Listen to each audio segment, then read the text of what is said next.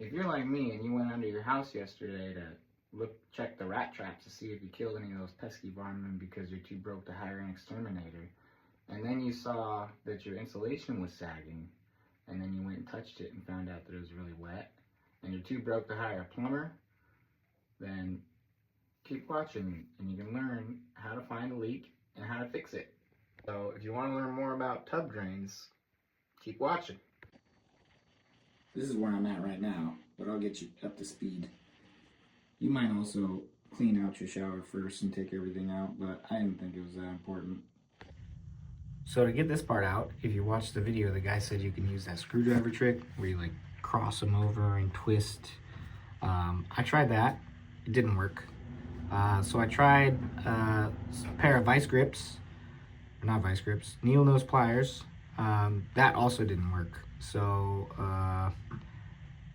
if you remember from the video, he said if you break this paste that you'll need a plumber.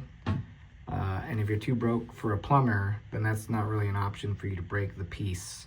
So I actually had to go under the house to take it off from the bottom. It helps to have one of these disposable suits. You'll notice mine is dirty. I just reuse mine until I can't anymore because I'm too broke to get more. I think these cost like $5 though. Helps to have some latex gloves. You don't really need any of this, but if you're going under the house, it'll help you keep your hands and your clothes from getting dirty. Also, the crotch on these things blows out pretty easy, so if you're laying on your back, be careful spreading your legs, because that thing will just rip right open. But, I mean, I'm not really too worried about it. So once you get down here, you might realize that there's not a whole lot of space. But what I did, once I saw the, once I saw that some of this insulation was wet, is I would find the stud with my finger, because it's all white. You can't really see like what it really looks like underneath. So find the stud and then take a razor blade knife and just cut along the stud, and then cut the area out vertically from there where the affected area is. So this is what the bottom piece looks like, and there was a pipe sticking out of this, and that was actually the piece that was broken that was causing the drip. So to get this off, I used a pair of or a pipe wrench, and I just kind of got it on there like as best I could. It was super awkward, and then just twisted it counterclockwise. So looking at the bottom, it was, you know, you'll be under this, so you know, just twisted it this way. Took a little while because of all the different weird angles that I had to. Another thing you might try too is if there's a pipe attached to it, maybe you can get a screwdriver in there and use the screwdriver, like if you put it in like this way and try to like pull the screwdriver around. But eventually came off. So, and I didn't break that piece, thank goodness, because I'm too broke to afford a plumber. Okay, so this part right here, so there's the P-trap right there. All right, now that one, that nut there, that was the hardest one to get off out of all of them. So I used a bunch of WD-40, and then I used this. Used a bunch of WD-40, and I used this pipe wrench. This thing was barely big enough. It's all the way extended right now. Barely big enough to get it. Stuck that sucker on there, turned it counterclockwise, and that didn't work. And then I sprayed more WD-40 on there, and I turned it, but it didn't turn. And then I went and got a torch, and I burned it. Be careful using a torch in such a confined space here. I don't know how flammable insulation is, but it is fluffy, and I just assume anything that's fluffy is highly flammable. But anyways, use a torch, because that works on cars, but that didn't work either. So I used another car truck trick. I went and got a long pipe. I put the pipe on the end of the wrench right here and used it for leverage. And then I just pulled on that sucker and it did come free. All right, I did get it to twist out.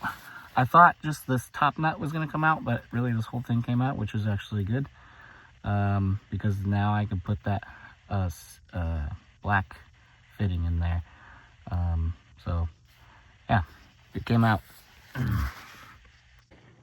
So I finally got this sucker out. And as you can see, it's galvanized, and the P-trap is galvanized as well. So the kit is PVC, okay, and the fitting that I got is ABS. And so when you're doing a transition from ABS to galvanized, you want to have a female piece ABS, the male piece, the male piece ABS, and the female piece is the galvanized part. Otherwise you might break it, from what I've heard on YouTube videos. So this is going to screw in, and in order to screw that in, you also want to have some multi-purpose thread sealant. It has to be for plastics. So make sure it says ABS on there, and then it also says galvanized, and it also says PVC.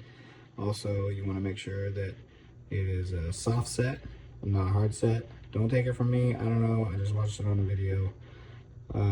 But this is going to have to go on the threads of this ABS male adapter, which is going to just screw into the P-trap. Now once this piece, the ABS, is glued in there, I'm going to have to glue this PVC piece in to the ABS piece. So pro tip, if you are doing some kind of job like this, and just go to Lowe's and hang out on whatever aisle it is that you're trying to get parts from. And it'll be easy to do this because you're not going to know what you need anyway. You're just going to be looking at stuff and maybe looking at your phone, trying to look at videos and stuff. So if you wait there long enough, somebody's probably going to come along who has just a bunch of crap in their cart from the aisle that you're on. So just talk to that person. So that's what I did. And he told me to get this stuff right here. I had the right idea, I just got the wrong stuff. Some transitioning cement. What he made sure to let me know of is that you gotta make sure that it says PVC and ABS on it, because apparently, like, if you get the wrong cement, it'll like melt one or the other piece. So make sure that if you're doing some kind of transition like this, to get the right stuff so it doesn't melt it. And then he also told me to hit it with some silicone seal around the top as well. He also said that shoe glue would work. He said just put a bunch of shoe glue around it. But I'm just gonna go with putting just the extra rubber or silicone sealant around the edge there, and that should work. He says that the cement stuff actually like melts the plastic together a little bit and expands, and it'll create a seal on its own, but you want to have an extra layer of protection. All right, so let's get this stuff open.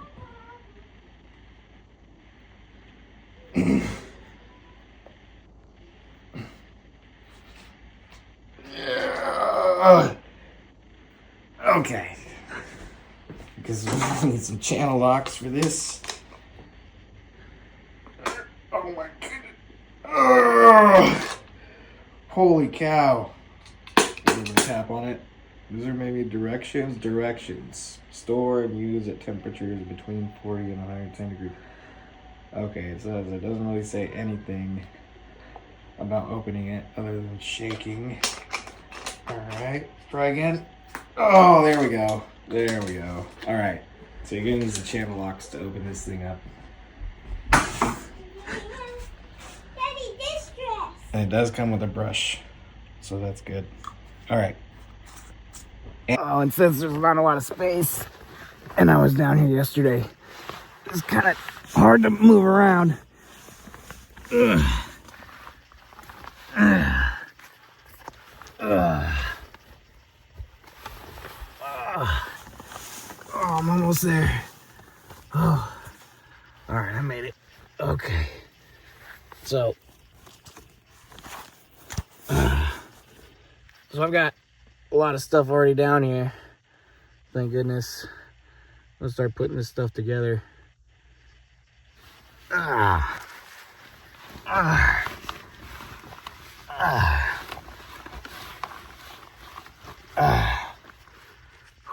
We're gonna get ready to put this piece on the P-trap, and for that we're gonna need. Okay. So with that being said, be careful where you're putting stuff down here. Make sure you remember where you put it, because I just spent like the last 5 minutes looking for that piece and I just dropped it. Luckily this time it's probably right next to my head. But anyways, we need that thread sealer that we were talking about earlier. And I'm going to find that and start painting that on. Alright, so. Okay. Alright, so I got this stuff painted on. Looks like this now. So now I'm going to hand thread it into the P-trap up here. You can't really, let's see, can we get down here? There we go. Alright. Can't really see from a top view here. Alright, feels like we're in. Alright, yep. Going in pretty good. Alright, still going. Alright. Alright, that sucker's pretty. Oop, it's going a little more. Alright, it's in there pretty good. Now I'm gonna take these channel locks here. I'm gonna just tighten it up a little bit more. Don't want to over tighten it, don't want to break it, and it should be in there pretty good. All right, so the first piece that I'm gonna put in is for the overflow drain. So the kit that I got came with this gasket. You got to put the thick part on the bottom and the thin part on the top there to have the line right. And then I have these two little metal brackets that you slide in. One of them sticks in there better than the other. Helps for this part to have a helper, because what's going to hold this in place for me today is going to be the screws for the top drain. So I've got my girlfriend up at the top getting ready to screw that in. We're not going super tight yet, just needs to be in enough to where it holds it in place, and then we'll start putting together the rest of it. All right, so if you're like me, this piece is actually a little bit too long when we put it up into that P-trap there. Dang it, let's get back here. Where's the P-trap? Can't see because of my light, okay, but this is too long. It's too long, so luckily I brought a saw with me down here. So I'm just gonna chop off like an inch of that, maybe 2. Be careful how much you cut off because you got to make sure that it's long enough to still do your job. All right, so I don't know how it is at your house, but for me, in order for this to fit in, because everything's already in place up there, like we got the overflow drain pipe in, we got the fitting on the P-trap there. Now in order for this to fit right, I've got to assemble this first before I get it up in there, and it's got to be kind of loosely assembled so we've got the sealing ring here. This is also up on the top, this little plastic, oops, let's move around, there we go. This little plastic piece here, it's gonna snug right up to the opening right here, the female end, and then it's gonna twist on. We're gonna put some of that thread sealer on there as well. So I'm gonna get this piece put together first, and then loosely, and get it fitted into place, and then I'm gonna paint all the threads with the thread sealer and then tighten everything up. Also, once we get this up there, we got to get the, oh, we don't want to forget when we put this up, looking in my box. Oh no. Baby! Is there like a black ring up there of like foamy stuff? Oh crap. I think I left it in the bathroom. I'm gonna have to go look for that. Okay, so found the ring. It was left in the bathroom. This part goes up against this part right here, so it's gonna fit right up against there. That's the seal that allows for the to stop water from coming down in. These go bad a lot. Like I talked to my inspector, he said this is the number one thing that goes bad on these drains. All right, so the drain, that thing has to be down super tight because it's got to squeeze that rubber seal on the bottom that we had put in. And there is a special tool for this, like if you watch the other guy's video. But if you're like me and you're broke, you can't really afford to spend money on that special tool. So I'm going back to the needle nose pliers. Here. And then I started doing this with the needle nose pliers, and eventually it got pretty hard to turn. So what I'm doing now is using like something else that's a little bit longer. Get it down a little bit more. There we go. You gotta have some sturdy pliers so you don't break them. I think that's probably down tight enough. Then I'll go down and I'll see if it's still leaking in a little bit. Now we're gonna put the last little bit of silicone around this part right here. Just gonna get a nice little bead on there. All the way around. Don't get the bottom though, because that's where the drain is. Oops, I went a little too far. Okay. Another bit.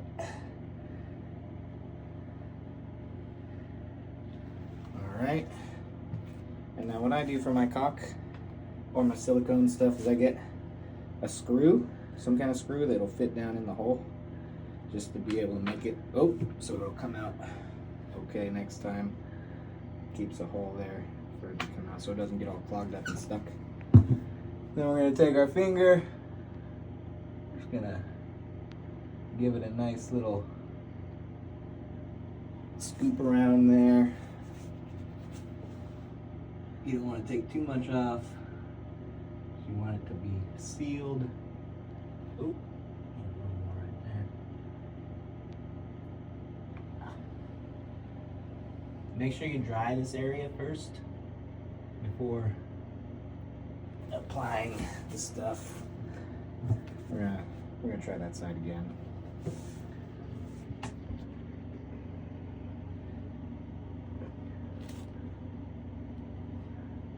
We're gonna try up this time. There we go. All right.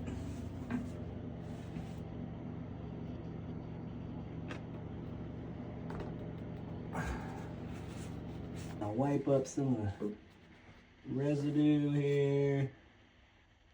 Carefully, not to wipe off any that you just put around the seal. That's kind of like look a little bit. Oh. There we go. So it will look a little bit like that. All the way around.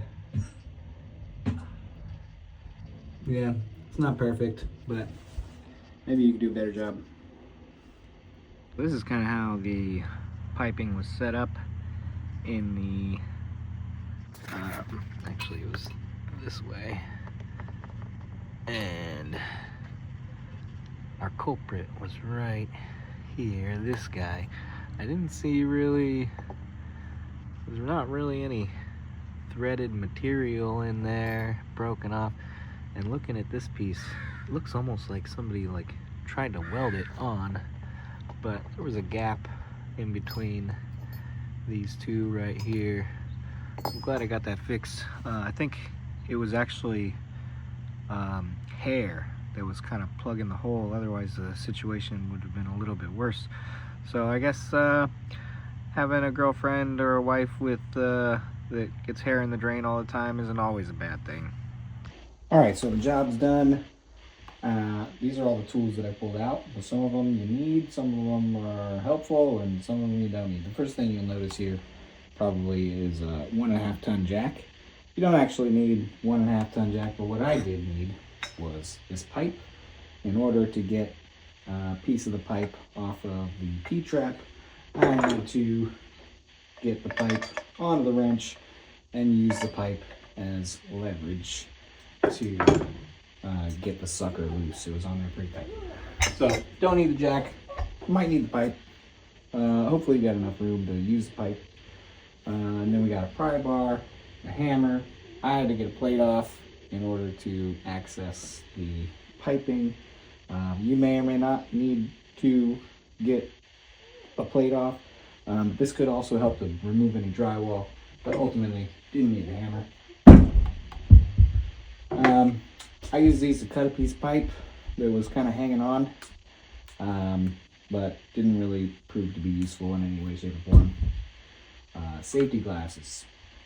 I usually use safety glasses for every job. Don't want to get gunk in my eyes, especially if it's coming from under the bathroom.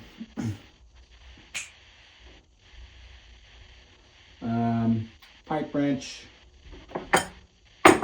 crescent wrench, or a pair of channel locks, or pliers. Ultimately, these did not prove to be very useful in any way. This also did not prove to be very useful. I don't need those. I had to use a box cutter for cutting away the insulation. Box cutter also might be helpful for cutting some drywall if you need to do that. I definitely need that. Definitely need a screwdriver to remove the overflow drain. Headlamp, definitely a need for dark spaces. These pliers, I needed these to remove the drain itself. But if you have the drain tool, then you don't really need the pliers. But I needed that. Got 3 saws. I actually only use this one, so you get rid of these two. We got a saw. Level. They said that maybe you should use a level when you're measuring out, you know, where the drain is going. I didn't use a level though. Seems to be working just fine. I definitely need the ABS to PVC cement if you're going from ABS to PVC. Also recommend the sealant for the piping. You might also use plumber's tape as well. But the guy that I spoke to at Lowe's, who looked like he was an expert on plumbing, he had a lot of pipes, said that he just uses plumber's tape. He actually said that I should just take this stuff back. But some plumbers say both. Quick Seal Ultra kitchen, bath, and plumbing. This goes on white, dries clear. Definitely have to have this for sealing up the overflow drain and the tub drain, but you can also use plumber's putty. However, I saw some videos that said that this is the best stuff to use if you need any to connect any pipes that are different sizes, or if you're going from PVC to metal. You might use some of these, but I didn't need any of these. WD-40. I use that to help me get the pipe off of the P-trap. I don't know if it worked or not. We're just gonna call this one a maybe. Same thing with the torch. I did a little torching to try to get that pipe off the P-trap. Not sure if it worked. Not sure if it helped. It does help me on car repairs though. We'll call that a maybe as well. Extra flashlight, also a maybe. Simple green for cleaning your tools after you're done, especially if you're doing a bathroom job. This is the kit that I used for the tub drain. I liked it because it had the stopper that you just push down. my old drain, I had to use like a manual plug to drop in there every time, so that's gonna make my life a lot easier. And finally, gloves.